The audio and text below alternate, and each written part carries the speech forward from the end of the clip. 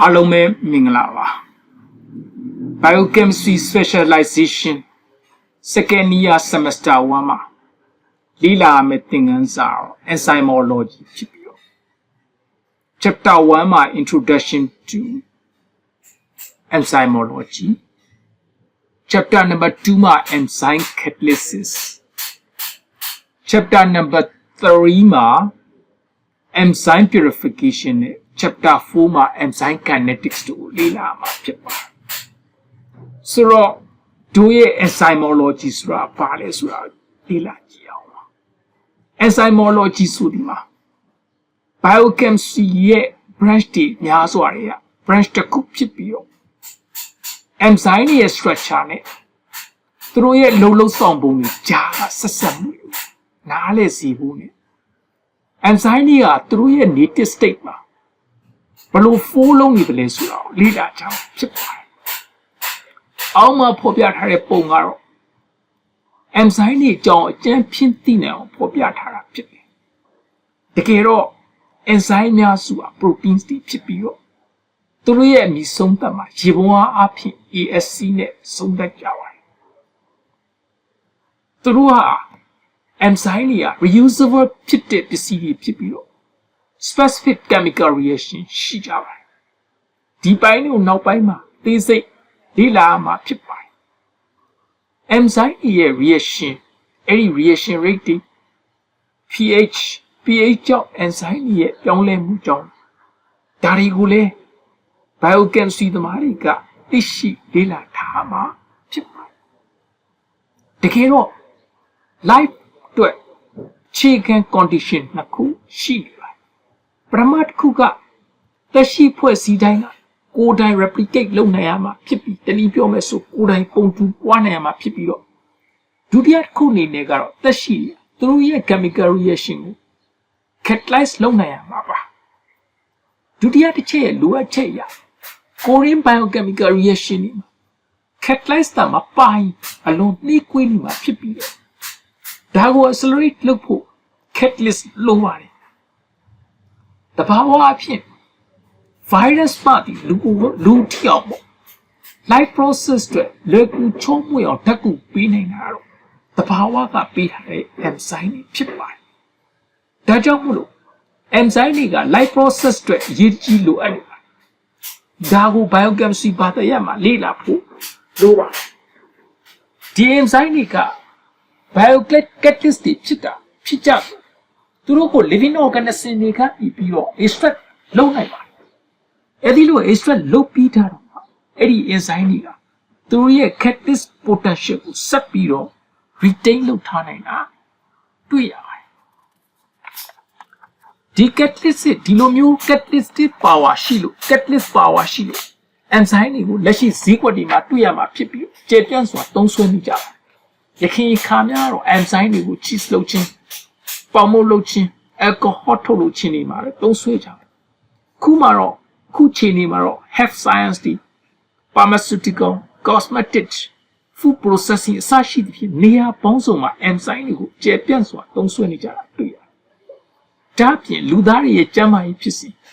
ယောဂဖြစ်စဉ်တွေမှာလည်းပဲ enzyme တွေရဲ့ activities နဲ့သူတို့ရဲ့မမှန်တဲ့လှုပ်ဆောင်ချက်များကဆက်နေတာကိုတွေ့ရပါတယ်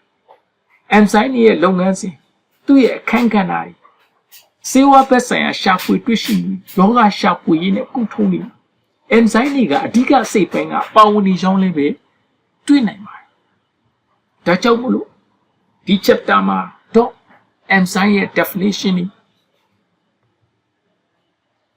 nature of the enzyme များကိုအမည်ပေးပုံcoenzyme ဆိုတာပါလဲcofactor ဆိုတာပါလဲ isozyme ရဲ့အကြောင်းကိုလေ့လာမှာဖြစ်ပါတယ်ဒါကြောင့်မို့လို့ဒီ module လေးရဲ့ဒီ chapter 1ကိုတော့ enzymology လို့အမည်ပေးထားတာဖြစ်ပါတယ်ဒီတော့ enzyme ဆိုတာကိုအဓိပ္ပာယ်ဖွင့်ဆိုကြည့်အောင်ပါတကယ်တော့ enzyme ဆိုတာ chemical reaction တွေရဲ့ speed greatly အဖြစ်တော့တနည်းအားဖြင့် reaction ကိုတိတိကျကျမြန်သွားအောင်လှုပ်ဆောင်ပေးတဲ့ biomolecules တွေဖြစ်ကြတယ် enzyme တွေကများသောအားဖြင့် protein တွေဖြစ်တယ်ဒါပေမဲ့အချို့ကိစ္စရ for example ribonucleic acids လို့ခေါ် RNA ရဲ့လှုပ်ဆောင်ချက်မှာရှိတယ် အပိုင်းကိုတော့ ribosomes လို့သူ့ကိုခွဲပြီးခေါ်ကြပါတယ်တို့တိထားပြီးတဲ့အတိုင်း reaction တစ်ခုလှုပ်ဆောင်နေဆိုရင်သူ့မှာ activated state ရှိပါတယ်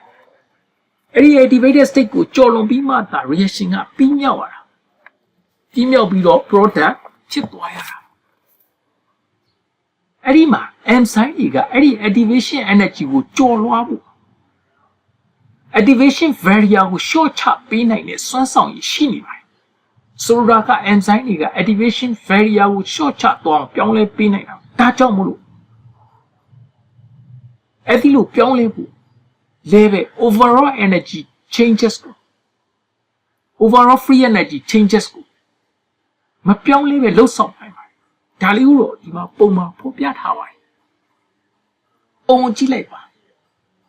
ဒီမှာ reactants ကနေ product ကိုပြောင်းသွားတဲ့အပိုင်းမှာ enzyme ပါတဲ့ reaction နဲ့ enzyme မပါတဲ့ reaction နှစ်ခုကိုပြီးနှစ်ခုနဲ့နှိုင်းယှဉ်ပြထားပါတယ်နှိုင်းယှဉ်ပြထားပါတယ်အဲ့ဒီမှာ with the enzyme ရဲ့အခြေအနေက without the enzyme ရဲ့အခြေအနေနဲ့ 10 to the power 6 factor လောက်ရောပါနေတာတွေ့ရတယ်။တနည်းပြောမယ်ဆိုရင် enzyme ပါတဲ့အခြေအနေက enzyme မပါတဲ့အခြေအနေတဲ့တိတာထင်ရှားစွာ reaction ကမြင်နေတာကိုတွေ့ရတယ်။ဒါပြင် enzyme ဆိုတာ catalyst ဖြစ်ကြတယ်။ဒါကြောင့်မလို့ catalyst ရဲ့လှုပ်ဆောင်ချက်တိုင်းပဲ reaction မှာဒီ enzyme တွေကို consume လုပ်သွားခြင်း permanently alter လုပ်သွားခြင်းမရှိနိုင်ပါဘူး။ဒါကြောင့်မလို့အဲ့ဒီ enzyme တွေကိုပြန်လဲသုံးစွဲနိုင်ပါတယ်။ဒါကြောင့် introduction မှာ enzyme တွေက reusable လုပ်နိုင်တယ်လို့ဆိုခဲ့ကြတာဖြစ်ပါတယ်။နောက်ထပ် title တစ်ခုအနေနဲ့တော့ nature of enzyme ကိုလေ့လာကြပါမယ်။ပထမဆုံးသိသင့်တာ enzyme တွေက protein တွေစိုးတော်ညာလဲပဲ။ protein မဟုတ်သေးတဲ့ group တွေရှိနေသေးတာသတိထားပါ။ဒါပြင်သူတို့ရဲ့ activities ကသူတို့ရဲ့မူလ structure ကိုသိမ်းထားနိုင်ပုံမှာမူတည်ပါတယ်။အဲ့ဒါကိုနည်းနည်းလေးပြောင်းလိုက်လို့ရှိရင် significant change ဖြစ်သွားတာကိုတွေ့နိုင်တယ်။ enzyme ရဲ့ common features ကိုလေ့လာကြည့်။သူ့မှာ autos လို့ခေါ်တဲ့အပိုင်းလေးဒီမှာပုံနဲ့ပြထားပါတယ်။ဒီနေရာလေးသို့မဟုတ် cleft enzyme ရဲ့ features ကိုလေ့လာကြည့်သူ့မှာ cleft ဒီနေရာလေး cleft သို့မဟုတ် depression လေးတွေရှိပါတယ်ဒီဟာလေးရဲ့အနာသက်ကလေးမှာ hydrophobic amino acid residue တွေကိုတွေ့ရတယ်သူတို့ထဲကိုဒီ substrate တွေကအတိအကျဝင်နိုင်အောင်ဓာတ်ပြုရပါဒီ cleft ထဲမှာရှိတဲ့အချို့သော amino ဒီမှာဆိုဒီပုံမှာဆိုဒီနေရာလေးက cleftဒီ cleft ထဲမှာရှိတဲ့အချို့သော amino acid residue တွေသူတို့ကိုလာတွဲမဲ့ substrate လေးတွေရဲ့ orientation နဲ့ဆက်ဆက်ပတ်သက်မှုရှိနေတာကိုတွားတွေ့ရတယ်။ဘယ် substrate ဟာဒီ cleft နဲ့အဝင်ပြီးခွင်ချဖြစ်တဲ့ပုံမှာမူတည်ပြီးတော့ reaction ကမူတည်နေပါတယ်။ဆိုတော့ဒီမှာပုံမှာကြည့်ပါလေ။ reaction ဖြစ်တဲ့ cleft နဲ့ enzyme ရဲ့ cleft နဲ့ substrate နဲ့ဖြစ်ပြီးတော့ reaction ဖြစ်ပြီးတော့ product ဖြစ်သွားတာတွေ့ရတယ်။ဒီနေရာမှာတော့ substrate ကလာဝင်တဲ့အခါမှာမူမမှန်တဲ့ orientation ရှိနေကြောင်းသူက product ဖြစ်သွားမှာမဟုတ်ဘဲနဲ့ inhibit လုပ်တာတွေ့ရမှာဖြစ်ပါတယ်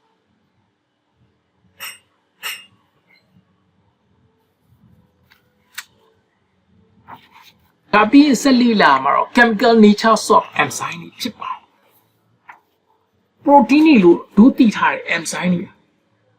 molecular weight မြင့်တဲ့ common amino acids တွေအချင်းချင်းကြားမှာ peptide bond နဲ့ linkage လုပ်ထားတဲ့ chain တွေဖြစ်ပါတယ်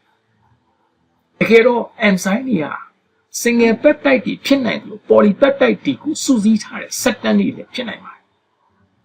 ဆိုတော့ဒီနေရာမှာ polypeptide ဆိုတဲ့ဝါးကတော့အရင်ပြောချင်ပါတယ် polypeptide ဆိုတာ amino acids နှစ်ခုဒီမှာ amino acids နှစ်ခုပြထားတယ်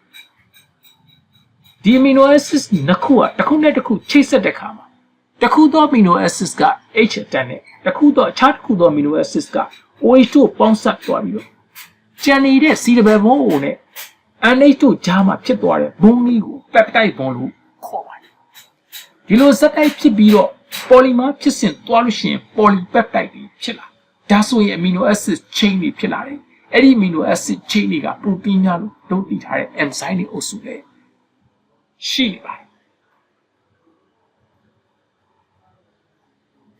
ဒီနေရာမှာ enzyme နဲ့လာပြီးတော့ add လုပ်မဲ့အပိုင်းလေးကိုတို့က substrate လို့ခေါ်ဆိုနိုင်ပါတယ် enzyme ကအဲ့ဒီ substrate ကို product ဖြစ်ပြောင်းလဲပြီးပါတယ်ဒါလေးကိုဒီမှာ animation နဲ့ဖော်ပြထားပါတယ်အောက်က enzyme ဖြစ်တဲ့ substrate ကလာပြီးတော့ဝင်ပြီ enzyme ရဲ့ active site မှာ substrate ကအတိအကျဝင်ရောက်ပြီးတဲ့အခါမှာသူကနေပြီးတော့ substrate product လေးဖြစ်ပြောင်းသွားတာကိုဖော်ပြပေးထားပါတယ်ဒါပြင် enzyme တွေက protein molecules တွေဖြစ်လို့သူဟာ proteins တွေရဲ့ protein တွေလိုပဲ physical နဲ့ chemical property ရှိနေပါတယ်ဒါပြင် enzyme တွေကဒီလေပိုင်းဖြစ်တဲ့ပူခံနိုင်မှုမရှိသလိုရေမှာပျော်ဝင်တတ်ပြီး protein တွေအနေကျတတ်တဲ့ ammonium sulfate သို့မဟုတ် trichloroacidic acid တွေမှာလည်းပဲ enzyme တွေကအနေကျတတ်တာတွေ့ရပါတယ် enzyme တွေက proteins တွေဖြစ်ကြရင်ပြောတော့ protein မဟုတ်တဲ့အပိုင်းလည်းရှိတယ် RNA မှာရှိနေတဲ့ ribosomes တွေက protein မဟုတ်တဲ့အပိုင်းဖြစ်တယ် enzyme တွေက protein တွေဖြစ်တယ်လို့ပြောတော့အားလုံးသော protein က enzyme လားဆိုတော့လည်းမဟုတ်ပါဘူး enzyme ဒီတာ protein ဖြစ်ပါတယ် protein ရဲ့အကုန်လုံးကတော့ enzyme မဟုတ်ပါဘူး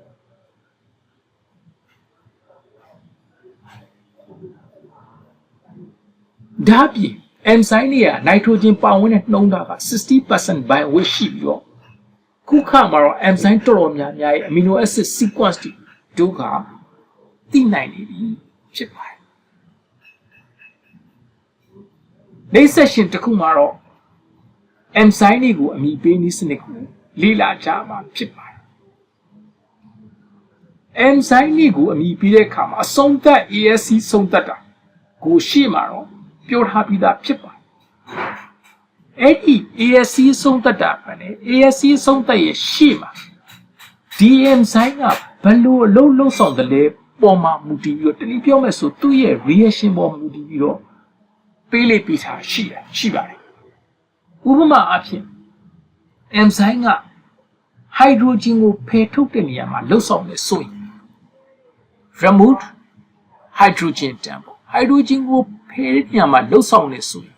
နောက်က ASC အဆုံးသတ်ရဲ့ရှေ့မှာ hydrogen ကိုဖယ်လို့ dehydrogen ASC နဲ့တွဲလိုက်တော့ dehydrogenase လို့အမည်ပေးပါတယ်ဒီလိုပါပဲ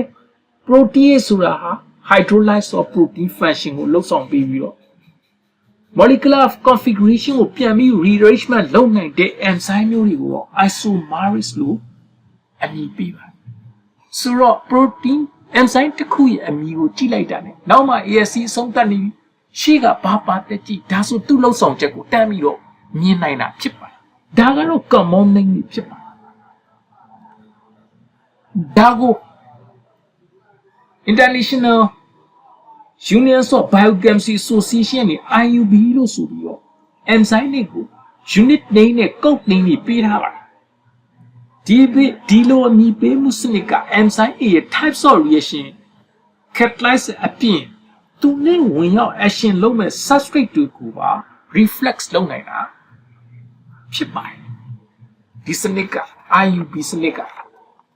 ဆိုတော့ DIUB system မှာ enzyme ကိုသူကအုပ်စု6စုခွဲထားပါတယ်ဘလို့ခွဲတဲ့ဆိုသူ့ရဲ့ function ပေါ်မှာမူတည်ပြီးအုပ်စု6စုခွဲတာဒါကို EC number နဲ့ပေးပါတယ် enzyme class ပေါ့ EC ဆိုတဲ့စကားလုံးသုံးပါတယ်အဲ့ဒီမှာ EC number 1က oxidoreductase ဖြစ်တယ်တနည်းပြောမယ်ဆိုရင် oxidation လုပ်တာ reduction လုပ်နိုင်တာဟုတ်လား hydrogen ကိုဖယ်ထုတ်နိုင်တာသို့မဟုတ် oxygen ကိုပေါင်းသွင်းနိုင်တာဒီလိုမျိုး oxidation လုပ်ခြင်း reduction လုပ်ခြင်းဒီကိုလှုပ်ဆောင်ပေးနိုင်တဲ့ enzyme ဆိုရင် EC1 လို့ပေးပါတယ် EC2 ကတော့ transport ဖြစ်တယ်လှုပ်ဆောင်ချက်ကတော့ methyl glycoside ကဲ့သို့သော group D ကို donor molecule ကနေ acceptor molecules တွေစီပြလွှဲပြောင်းပေးတာလွှဲပြောင်းပေးလို့သူ transferase လို့ပေးတာဒါက EC number 2 EC number 3ကတော့ hydrolase ဖြစ်ပါတယ် hydrolysis လုပ်ပေးတာပါ EC number 4 က lysis ဖြစ်ပါတယ် catalyze to cleavage of the C-double bond C CO CN ဒါတွေကိုဆရာတို့ကထုတ်တာသို့မဟုတ်ဖယ်ထုတ်တာ double bond တွေကိုဖယ်ထုတ်တာသို့မဟုတ်ထပ်ထည့်နေရမှာဓာတ်ကူပေးပါတယ်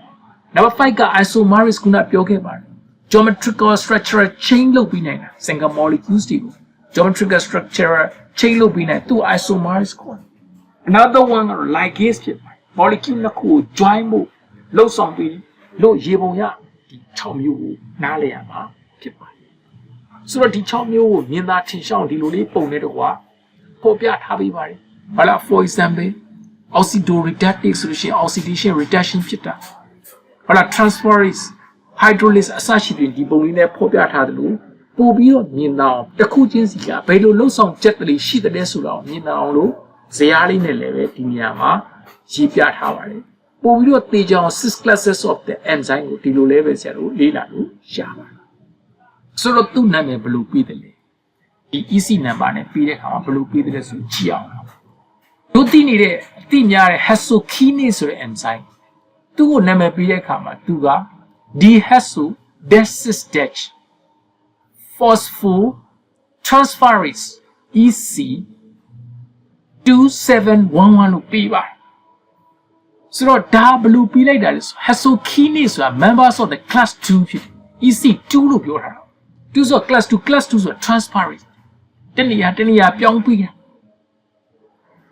ပြီးတော့မှနောက်မှ7လာအဲ့7ကတော့ sub class ဒီမှာတော့ sub class တွေကိုပေါ်ပြထားတာမရှိဘူး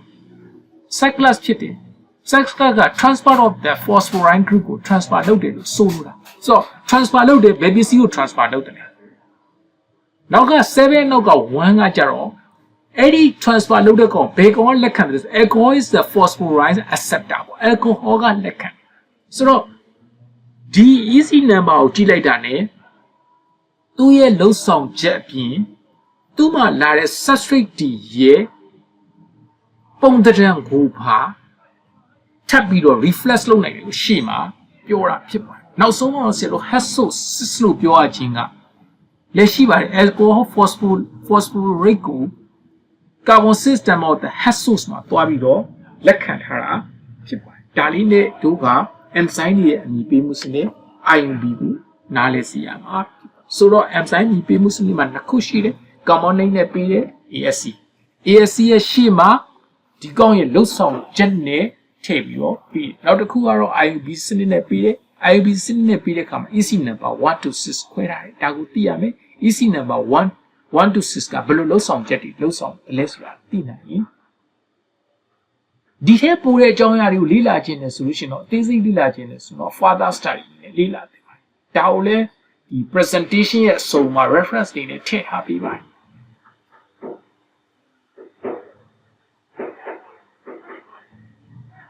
ပြီးတော့မှအဲ့ဒီ reference တွေကို classroom ထဲမှာပြန်ပြီးတော့ကြည့်ပြီးတော့ enzyme ဆိုတဲ့အပိုင်းလေးကိုတီးခြားဖတ်ကြည့်ပြီးတော့လေ့လာနိုင်ပါတယ်ဒီနေ့ section 1.5 မှာတော့ coenzyme နဲ့ cofactor ဆိုတဲ့ဝါဒတွေကိုလေ့လာမှာဖြစ်ပါတယ် enzyme တွေမဟုတ်တော့တဲ့ coenzyme ပေါ့ဒီကောရဲ့ဖြစ်စဉ်တကယ်လို့များ enzyme တွေက active မဖြစ်သေးဘူးဆို enzyme ကဘာမှ active မဖြစ်သေးဘူးလုံးမလုံးဆောင်နေပြီးဆိုလို့ရှိရင်သူ့ကိုတို့ကခေါ်ကြတာ apo enzyme ကိုခေါ်ပါတယ်အဲ့ဒီချိန်ဒီမှာ enzyme တွေကအနာဂတ် compound တစ်ခုကိုလိုအပ်နေသူ active ဖြစ်လာဖို့လိုအပ်နေဒါကို cofactor လို့ခေါ်တယ်ဆိုအဲ့လို cofactor ကိုရရင်အရင်က active မဖြစ်နေတဲ့ apo enzyme က cofactor နဲ့ပေါင်းပြီးတော့ holo enzyme လို့ဖြစ်လာဒါဆို enzyme လှုပ်ဆောင်ချက်တွေစပြီးတော့လှုပ်ဆောင်ဆိုလိုတာက substrate တွေကို product ဖြစ်ဖို့ပြောင်းပလိုက်နိုင်ပါဘူးဒီနေရာမှာလေ cofactor တွေက protein တွေမဟုတ်ပါဘူး metal ion ကဲ့သို့သော inorganic compound တွေဖြစ်ပါတယ်တကယ်လို့များ cofactor က organic compound တွေဖြစ်ခင်သူ့ကို coenzyme လို့ခေါ်ပါတယ်ဆိုတော့ coenzyme ဆိုတဲ့ဝါဒကိုတို့သိပါပြီဆိုလိုတာက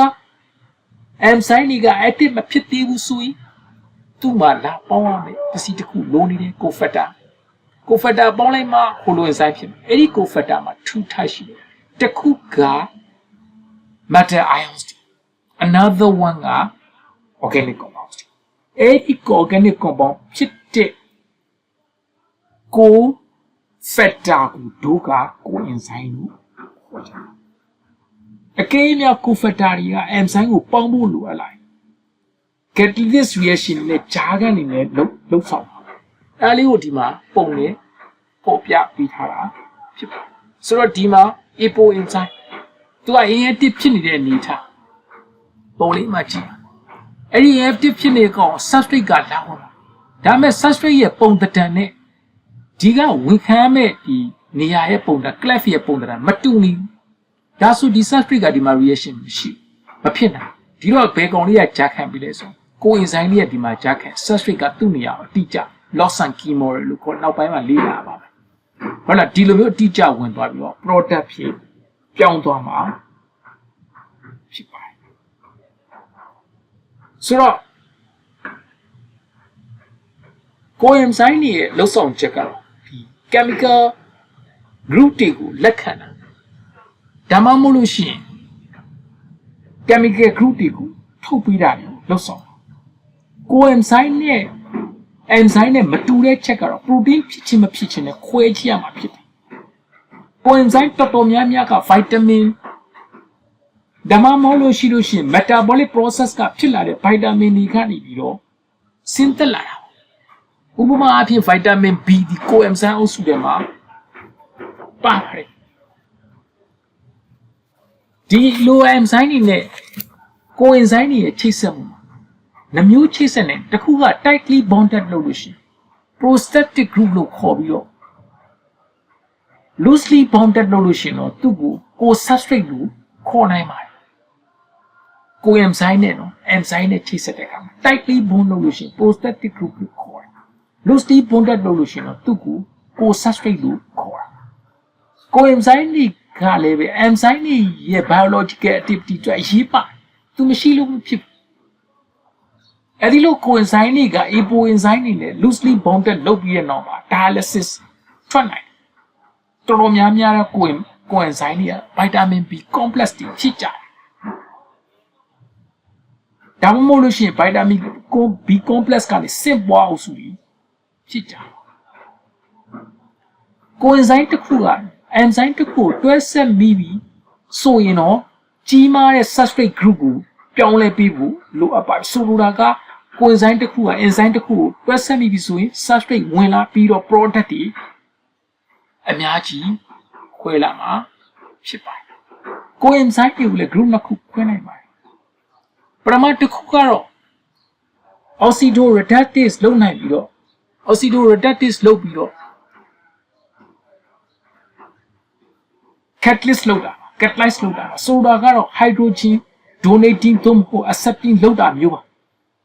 ဒီ group ကို co-substrate or secondary substrate လို့လည်းခေါ်နိုင်ပါတယ်ဘာလို့ဆို substrate တွေဝင်လာတဲ့အခါမှာသူက counter balance လုပ်ဖို့ကိုညီပေးပါတနည်းပြောမယ်ဆို coenzyme တွေက enzyme တွေရဲ့ active site နေရာမှာ substrate နဲ့တူတွဲဆက်ပြီးဓာတ်ပြုမှုလုပ်ပေးလို့ဖြစ်ပါဒါကိုဒီပုံမှာလည်းလေ့လာနိုင်ပါတယ် coenzyme ဒီ enzyme တွေရဲ့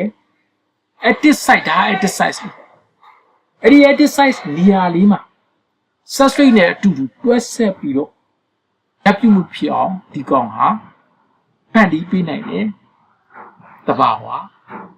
ရှိပါတယ်ဆိုတော့ enzyme တွေဘက်ကိုတို့ပြန်ကြည့်အောင် enzyme တွေက protein တွေလိုပဲ molecular weight က12000ကနေပြီးတော့1 million ကျော်တဲ့အထိရှိပါတယ်တချို့ enzyme တွေကသူတို့ active ဖြစ်ဖို့အတွက် amino acid residue ကလွဲပြီးတော့အခြားအုပ်စုတွေအခြားဓာတ်အုပ်စုတွေမလို့တခြား enzyme တွေကတော့တချို့ enzyme တွေက amino acids ကလွဲပြီးတော့အခြားအုပ်စုတွေမလို့တချို့ enzyme တွေကတော့ additional chemical compounds တွေလိုပါတယ် cofactor တွေလိုပါတယ်ပြောချင်တာကဆိုတော့ cofactor မှာ group နှစ်ခုခွဲလို့ရတယ်တစ်ခုက metal ions အုပ်စု copper 2+ Fe2+ 3+ K+ Mg2+ အစရှိတဲ့ဒီလိုမျိုးတွေဖြစ်တယ်လို့ anotherတစုကတော့ complex organic or organometallic molecules တွေဖြစ်ပါတယ် ဆိုတော့တချို့ enzyme တွေကသူတို့ active ဖြစ်ဖို့ကို enzyme ကို metal ions ကိုလိုပါဆိုတော့ enzyme တွေ active ဖြစ်ဖို့လိုနေတဲ့ခြေနေမှာ၃မျိုးဖြစ်နိုင်တာတစ်ခုက metal ions အခြားတစ်ခုက complex organic or organometallic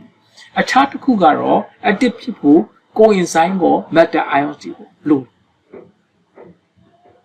အဲ့ဒီကို enzyme သို့မဟုတ် metal ions enzyme တွေကို tightly bonded လုပ်လို့ရှိရင်သို့မဟုတ် even covalently bonded လုပ်ရင်ကိုသူတို့ကို prosthetic group လို့ခေါ်တာအပေါ်မှာပြောထားပြီဒီလို enzyme နဲ့ coenzyme တွေကို metal ions တွေကပေါင်းစပ်ပြီးတော့ complete catalysis activity လုပ်နိုင်ပြီဆိုရင်တော့ဒါကို holo enzyme လို့ခေါ်တာအပေါ်မှာလည်းပြောထားပြီပါအဲ့ဒီမှာ enzyme ရဲ့ protein part တွေကို apo enzyme or apoprotein လို့ခေါ်နိုင်တယ်ဒီ table လေးကတော့ cofactor ဖြစ်လုံးမဲ့ inorganic elements တွေနဲ့ coenzyme တွေရဲ့အပိုင်းတွေကိုသူတို့ရဲ့လှုပ်ဆောင်ချက်သူတို့ရဲ့ function တွေ chemical group တွေကိုဆက်တွဲပြီးတော့ပြောထားတာဖြစ်ပါတယ်အခါ coenzyme တွေကသူတို့ရဲ့သတ်မှတ်ထားတဲ့ functional group တွေကိုတည်ဆောင်မှုသာလှုပ်ဆောင်ပြီးတော့သူတို့က vitamin တွေ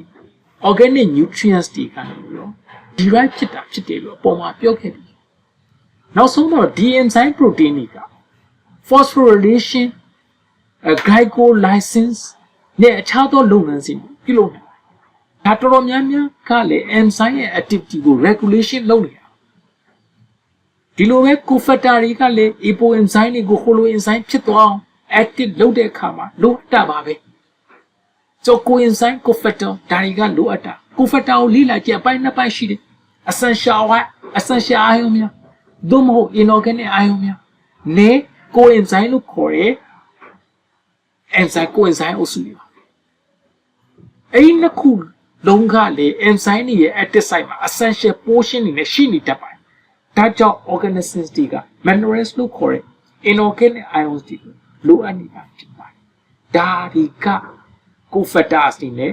လုပ်ပြီးတာဖြစ်ပါတယ်ဒါကိုနားလည်ဖို့သူကဒီမှာပုံလေးနဲ့ခွဲပြီးတော့ပြောပြထားပေးပါတယ်နောက်တစ်ခုအနေနဲ့တော့ဒီ coenzyme တွေရဲ့အခန်းကဏ္ဍကိုပြောပြမှာဖြစ်ပါတယ် coenzyme တွေရဲ့အခန်းကဏ္ဍကိုပြောရသူက protein မဟုတ်ပါဘူး enzyme တွေကို active ဖြစ်အောင် binding လုပ်ပေးတာပဲဖြစ်ပြီးတော့သူက catalytic action ကိုမပေးနိုင်ဘူးသူက intermediate mediate carrier လေးဖြစ်ပဲလှုပ်ဆောင်ပေးပါတယ်ဆိုလိုတာက chemical group တွေကို reactant တစ်ခုကနေခြားတစ်ခုဖြစ်အောင် transport လုပ်ပေးတာပါအဲဒီလို reaction လုပ်နေခြင်းတွင် transport လုပ်နိုင်တဲ့ကိစ္စတွေကတော့ electron and hydrogen carrier တနည်းပြောမယ်ဆိုရင် redox reaction လုပ်ပေးတာပါအဲ့မှာလုပ်ပေးတဲ့ကိစ္စတွေမှာ nicotinamide